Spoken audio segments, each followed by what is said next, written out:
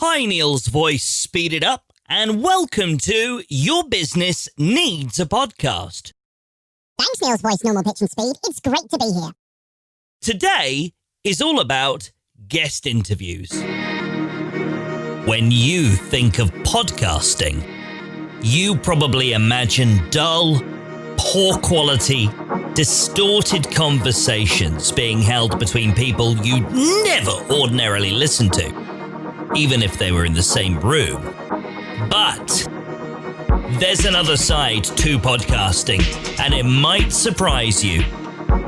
I'm Neil from Podnose Productions, and it's my goal to help you ignore the static, edit out the misinformation, and learn the truth about how to make a noise in your space.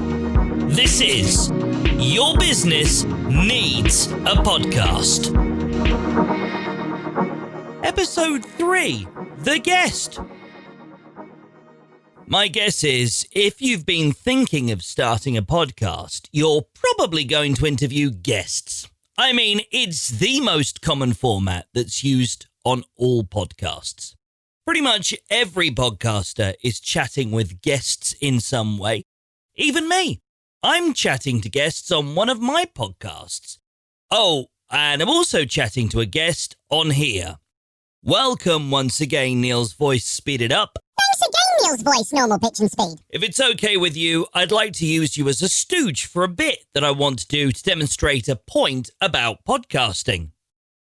I'm sorry, Neil's voice, normal pitch and speed. Was that a question? So rude. But Neil's voice speeded up has a point. See, I did a boo-boo, a fairly common one. I posed a statement almost like a question, and then I was surprised when my guest awkwardly responded with confusion. If you're going to be even a semi-decent podcaster, this poses an issue of having something to edit. If you're an awful podcaster, like, let's be honest about it, many of the other podcasters out there, this means you're probably going to leave it in because that's really edgy and authentic and you swear and everything and you want to seem different by doing a show that sounds like you just don't care. Sorry, I don't know what came over me there. I guess the constant frustration of listening to lots of really bad podcasters doing half-baked shows where they're not bothering to edit and then blaming it on edginess must have built up more than I'd realised. Anyway, back to our point. If you're going to sound any good, you're going to have to think about how your show sounds to the listener, and this includes the main question and answer section. Another common fault is asking a closed question. Here's an example. Neil's voice speeded up. I hear you're thinking of starting a podcast. Do you have a name for it? Yes. See what's happened there? You asked a question and you got it answered. Different people answer questions in different ways. Neil's voice speeded up isn't being a total armpit sponge with that response. He's simply responding in his own manner. He's probably a little bit lazy, to be honest, and his parents probably didn't like him very much. So he learned to avoid the pain of a terrible conversation by responding as quickly and succinctly as possible. Here's an alternative question that I might have asked. So Neil's voice speeded up. Describe where you are with your podcasting plans. Well, Neil's voice, normal pitch and speed, we finally got a name for it. It's called the Neil's Voice Speeded Up High Speed Show. And we're going to start recording some episodes and releasing them onto Apple and Google and Spotify and Stitcher. Oh, cool. That's a really crap name. Sorry, was that a question? Another tip for producing shows which feature guests. Make a short list of bullet points relating to your guest rather than writing them out in full. This helps to avoid your question sounding too scripted and also allows for you to dive in with a follow-up question rather than having to stick rigidly to a scripted set of questions. So, now we've established how to ask the questions, let's think about the questions to ask. What are we interested in about our guest?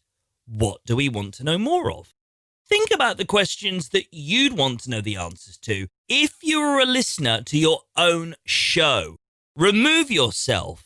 Take yourself away from the closeness. If you're a business insurance podcast, and I'm listening to you because I'm interested in finding out more about the world of business insurance, do I really want you asking questions of an HR company who are talking from the HR perspective.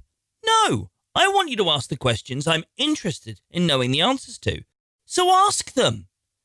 Don't pander to your guest plugging their business. Pander to your listener wanting value. Many podcasts book a big guest who's irrelevant to their space just because he or she has a huge following and will obviously share the show on their social channels. Yeah, don't do that. It would be akin to Heart FM airing a conversation with the Rolling Stones just because Mick Jagger said he was willing to share it on all of his social media. Your insurance podcast listeners would be shortchanged. Sure, great. Millions of people may well become exposed to your content, but none of them will be interested in listening because, duh, HR talk, yawn, so not as interesting as business insurance conversations. Oh, and don't ever publish a chat which didn't go so well. Make your apologies and explain how the chat didn't fully meet with the requirements for being featured on your show. Remember, it's better to risk offending your guest than it is to risk disappointing your listeners and having them leave you. Don't let the marketing opportunity lead the content. Switch that around. I hope you got some value from that. Neil's voice speeded up. Sorry, was that a question? Okay, Google, find me a surprising podcast of the day. Okay, here's the surprising podcast of the day. Friends Who Talk About Money, hosted by Claire Wasserman. Look, no one likes talking about money openly. So what better than a show that forces friends and family to gather around a microphone and discuss cash? Oh, by the way, this show is produced by a Boston-based wealth management business, handling everything from investments, insurance, pensions, and even corporate financial advice. And I know all of this because their podcast got me interested in finding out more about them. And if ever I bump into someone who's heading out to Boston and needs help with money stuff, I know who I can recommend to them. So I guess this podcasting for business thing kind of works, huh? Like it or not, money is a factor in most of our relationships, whether it's splitting a check with friends or combining bank accounts with a partner. But for a lot of us, it's not easy to address the financial elephant in the room. I'm Claire Wasserman, writer, career coach, and now host of a brand new podcast from John Hancock, Friends Who Talk About Money. It's a show where we take on the money taboo and celebrate the power of financial conversations in all their honest, awkward, and inspirational glory. Each episode will bring friends, families, and couples together to have a heart-to-heart about dollars and cents, their goals and fears, habits and histories, and even their deep, dark secrets. And we'll get advice from the experts about how to make money matters a little less stressful. From couples navigating a career change to families figuring out finances, now you can eavesdrop on all the money conversations you've been avoiding and get the motivation you need to start talking. Find Friends Who Talk About Money wherever you get your podcasts. The link in the notes. That's it for another episode. But it's okay. Episode 4 is coming. And in that one, we'll be covering editing. Yay! That thing that no podcaster seems to have a clue how to do. Until next time, see ya!